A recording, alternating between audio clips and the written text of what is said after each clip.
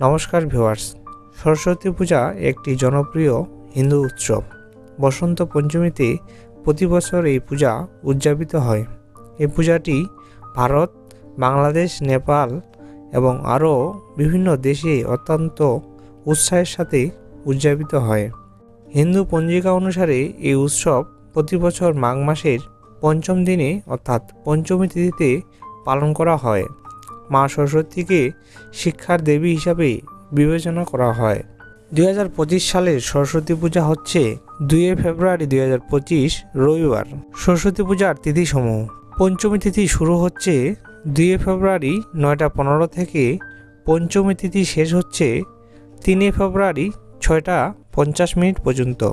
ভারতের কয়েকটি অঞ্চলে এটি অত্যন্ত উৎসাহের সাথে উদযাপিত হয়।